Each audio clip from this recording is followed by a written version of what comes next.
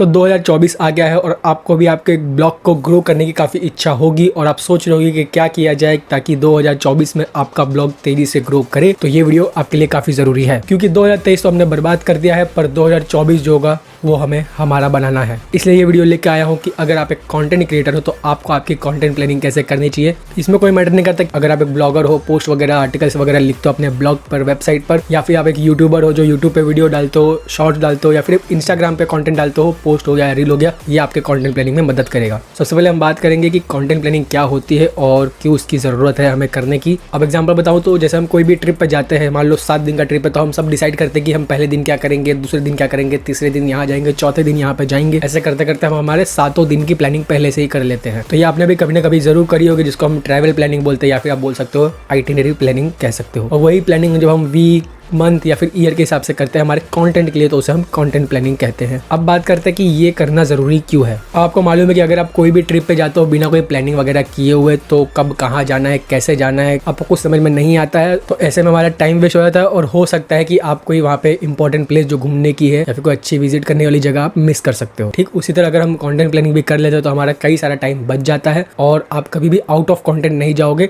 आप कभी भी नहीं सोचोगे कि अब मैं क्या कंटेंट डालूं, क्या सोचूं, मतलब आपको टाइम नहीं देना पड़ेगा वापस से कंटेंट रिसर्च या प्लानिंग के लिए। और साथ में अगर कोई ट्रेंड भी चल रहा है सोशल मीडिया पर तो आप उसको भी इजीली फॉलो कर पाओगे अपना टाइम निकाल के। इसलिए कंटेंट की प्लानिंग करना जरूरी है। मैंने भी 2022 तक बिना कोई कंटेंट प्लानिंग किए अपने यूट्यूब पे वीडियो डालता था, अपने ब्लॉग पे या फिर जो जितना भी मेरी वेबसाइट है सब पे कंटेंट डालता था, और उसका नतीजा मुझे ये मिला है कि मैं कंसिस्टेंट नहीं रह पाया हूँ। मेरे ब्लॉग की ग्रोथ भी रुकी हुई है, मतलब रुकी हुई ऐसे नहीं, मतलब पूरी रुक गई है, बड़ी नहीं है, बस उतने पे ही रुकी है, जो है वही चल रहा है। थोड़ा बहुत ऊपर होता है, काफी स्लो ग्रोथ मुझे मिल रहा है उसमें। बस तुमने डिसाइड किया कि अब मुझे 2024 से पूरा कंटेंट प्लानिंग करना है कि मुझे कौन सा पोस्ट कब, कौन सा वीडियो, कौन सा आर्टिकल कब पब्लिश करना है, सब पूरा मैं कंटेंट प्लानिंग करूंगा। तो चलो बहुत बात होगी, अब हम बात करते हैं कि कंटेंट प्लानिंग मैं कैसे करने वाला हूं और आपको कैसे करना है। सबसे पहले बात करेंगे setting up your daily goals और एम्स। अब इसमें जो आपको मैं बताने वाला हूं ये आपके जो भी एम्स है, जो भी गोल्स है आपके, उनको जल्दी अचीव करने में काफी आपकी मदद करने वाला है, इसलिए ध्यान से सुनते रहना। देखो हम सबका कोई ना कोई एम होता है, कोई ना कोई गोल होता है कि हाँ हमें लाइफ में ये अचीव करना है, हमें ये करना है, वो करना है, और उसको अचीव करने के लिए क्या करना है उसके लिए मेहनत भी करते हैं। पर गलती ये है कि उसको हम पूरा एक साथ अचीव करने की कोशिश करते हैं। और इसलिए इस वीडियो का सबसे मेन पॉइंट ये है कि setting up your daily goal. Example के हिसाब से बताऊं तो मान लो आपको नेक्स्ट ईयर पूरी 1 लाख सीढ़ियां चढ़नी है। अब सुनने में काफी ज्यादा लग रहा है कि 1 साल सीढ़ियां चढ़नी है, लेकिन 1 साल में 365 दिन होते हैं और आप हर रोज का एक गोल सेट करोगे तो आपको 365 दिन मतलब हर दिन 275, मतलब तो आपको हर दिन 275 सीढ़ियां चढ़नी होगी। इसलिए मैं कह रहा हूँ कि आपको डेली गोल सेट करना पड़ेगा। और सिंपल सी बात है, आपका जो मेन गोल है उसको अचीव करने के लिए आपने जो डेली गोल सेट किया है उसको आप अचीव करोगे तो आपका मेन गोल तो ऑटोमेटिकली अचीव हो ही जाएगा। इसलिए 275 सीढ़ियां चढ़ना तो काफी इजी होगा आपके लिए। इसलिए आप अपने टारगेट को अचीव करने के लिए ऐसा भी कर सकते हो कि 275 की जगह आप 300, 400, 500 सीढ़ियां डेली चढ़ो, ताकि आपका जो गोल है, जो भी आपका मेन टारगेट है ईयर एंड तक का, वो ईयर एंड से पहले यानी 7 मंथ में हो जाएगा अगर आप 500 सीढ़ियां डेली चढ़ते हो।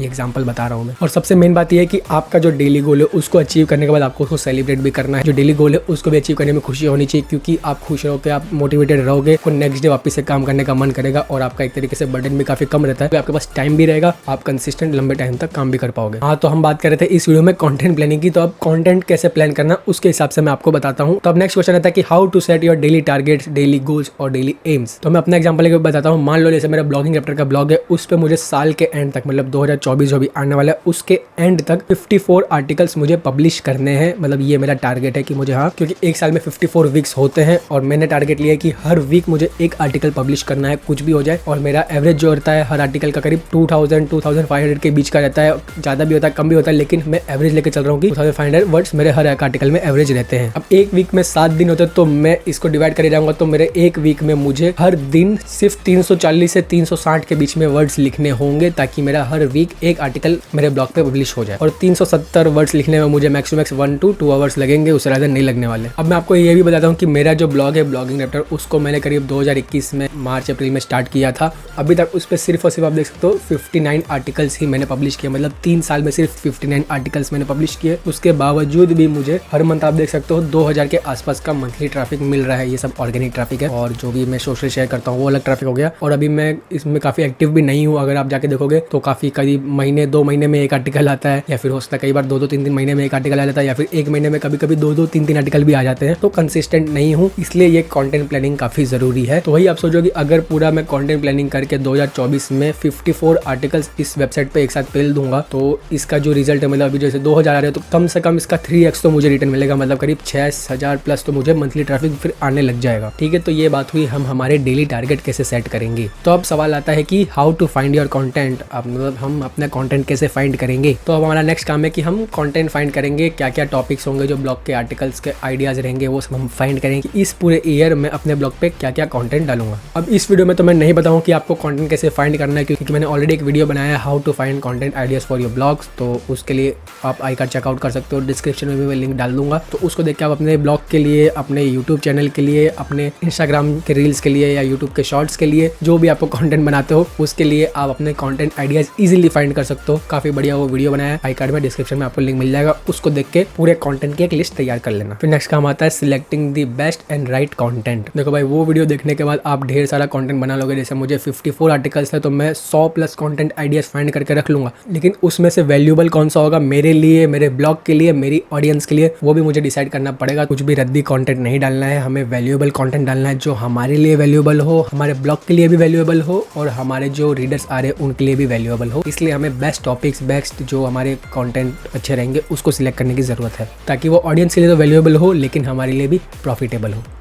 अब इसमें आपको देखना है कि आप जो कंटेंट आइडियाज फाइंड किए वो सही में वैल्यूएबल है कि नहीं। अगर हम वीडियो की बात करें तो आपको उसमें रीच मिलेगी या नहीं, लोग उस पर सर्च कर रहे हैं या नहीं। और ब्लॉग के पॉइंट ऑफ व्यू से देखो, मतलब जैसे मैंने अभी ब्लॉगिंग एप्टर के ब्लॉग का एग्जांपल बताया, तो सबसे पहले मैं उसका कीवर्ड रिसर्च करूंगा कि हाँ भाई इसमें लोग सर्च कर रहे हैं या नहीं, क्योंकि मैंने कंटेंट बना के डाल दिया, लोग सर्च नहीं कर रहे तो मुझे ट्रैफिक कहाँ से मिलेगा। उसके बाद मैं कॉम्पिटिशन रिसर्च करूंगा कि हाँ भाई इसमें कॉम्पिटिशन है या नहीं। मान लो काफी अच्छा खासा ट्रैफिक मिल सकता है, काफी सारे सर्चेस है, लेकिन कॉम्पिटिशन होगा तो फिर रैंकिंग करने में दिक्कत आएगी। तो इसलिए पहले मैं कीवर्ड रिसर्च करूंगा, कॉम्पिटिशन रिसर्च करूंगा, फिर उसके बाद सब कुछ एनालाइज करने के बाद एक अच्छा सा आउटलाइन बनाऊंगा, फिर मैं अपना कंटेंट लिखना स्टार्ट करूंगा। इसलिए कौन सा बेस्ट टॉपिक मेरे लिए रहेगा वो मुझे डिसाइड करना काफी जरूरी रहेगा। तो अब चलते हैं नेक्स्ट पॉइंट पे, जहां पे हमारा एक्चुअल कंटेंट प्लानिंग का काम स्टार्ट होगा, जो कि है creating schedule and selecting dates for your content. अब हमें हमारा शेड्यूल बनाना पड़ेगा कि कौन सा कंटेंट हमें कब पब्लिश करना है, किस डेट को पब्लिश करना है। जी, आपने अच्छा खासे कंटेंट के आइडियाज तो फाइंड कर लिए, सिलेक्ट भी कर लिए, लेकिन अब आपको सिलेक्ट करना है कब आप उसको पब्लिश करोगे। आपका जो डेट है, जो भी आपका कंटेंट है कि हाँ भाई ये मेरा कंटेंट है, इसको मुझे इस डेट को पब्लिश करना है। मतलब आपको डेडलाइंस बनानी पड़ेगी, आपको खुद को डेडलाइन देनी पड़ेगी, तभी आप झक मार के वो काम करोगे। अगर डेडलाइन नहीं दोगे तो आप आज करूंगा, कल करूंगा, परसों करूंगा, चलो आज का काम कल करूंगा, ये चलेगा और कंसिस्टेंट नहीं रह पाओगे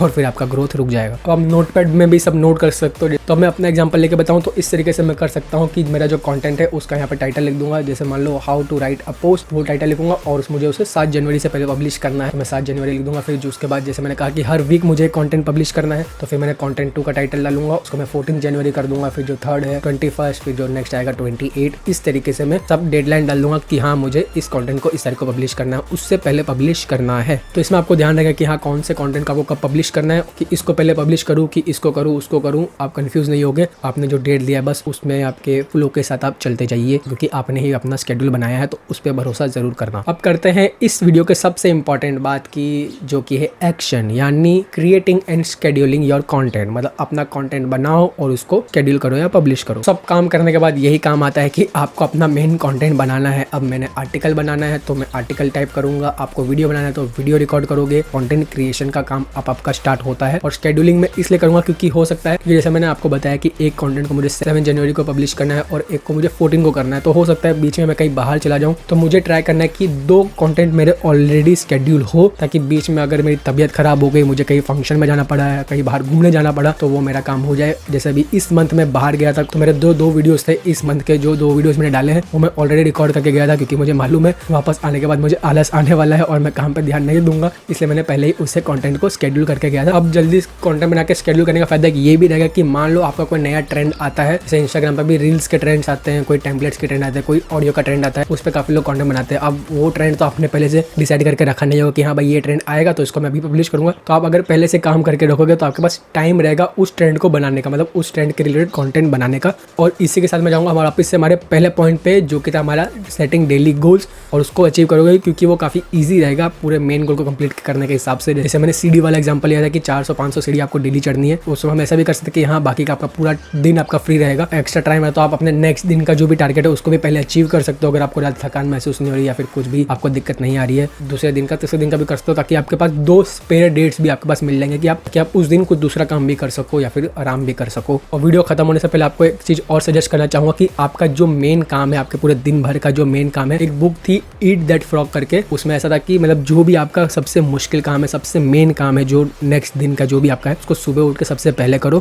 क्योंकि उस टाइम पे आपका एनर्जी भी रहता है और आपको कोई दूसरे काम भी नहीं होते हैं। सबसे पहले आप अपना वो काम कंप्लीट करोगे तो आप पूरे दिन बाद में फ्री हो जाते हो। इसलिए आपका जो डेली टारगेट है, डेली गोल है, उसको पहले अचीव करो। सो दैट्स ऑल गाइस, बस यही एक सिंपल सी, अच्छी सी और एक ईजी सी कंटेंट प्लानिंग ट्रिक, या फिर आप मेथड बोल सकते हो, स्टेप्स बोल सकते हो, कुछ भी बोल सकते हो, जो आपको कंटेंट प्लानिंग और कंटेंट क्रिएशन में काफी हेल्प करने वाला है। तो उम्मीद करता हूँ आपको वीडियो जरूर पसंद आया होगा। पसंद आया तो जरूर इसे लाइक कर दो, शेयर कर दो उस दोस्त के साथ जो बहाने मारता रहता है कि भाई मेरे पास टाइम नहीं है, मैं थक चुका हूँ, मैं ये नहीं कर सकता, वो नहीं कर सकता। और अगर आप इस चैनल पर पहली बार आया तो इस चैनल को सब्सक्राइब करो, ताकि मुझे भी इस चैनल के लिए कंटेंट प्लानिंग करने के लिए थोड़ा मोटिवेशन मिल जाए। और क्या मिलता है अगले वीडियो में।